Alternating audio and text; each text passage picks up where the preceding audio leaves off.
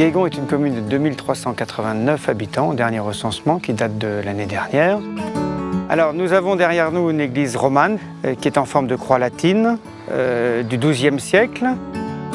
On a restauré la charpente parce qu'on s'est rendu compte qu'il y avait des fuites d'eau à l'intérieur de l'église. Voilà. Il y avait des ardoises qui partaient, mais du fait de la charpente qui, elle, s'affaissait. Effectivement, la charpente était totalement affaissée et désolidarisée de l'ensemble de la maçonnerie. Et donc, au vu de cette étude, des travaux ont dû être faits, quoi.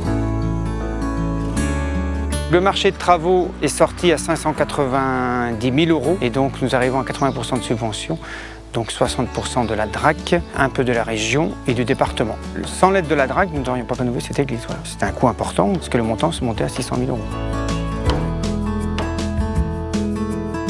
La DRAC nous a aidés dans tout le suivi, tout le suivi de A à Z, voir comment on pouvait rénover cette église. Sans l'aide de la DRAC, nous n'aurions pas pu suivre en interne ces travaux, si vous voulez. Voilà. Tout l'amont a été fait par la DRAC. Personne n'avait envie de voir tomber cette église au niveau de la charpente parce qu'elle était très abîmée.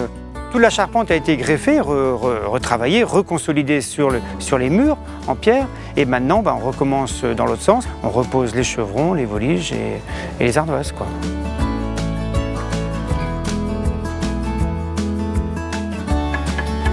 Les couvreurs ont gardé la même technique de pose que la dépose, si vous voulez. Voilà. Donc tout est bien espacé et tout est pointé au clou en cuivre.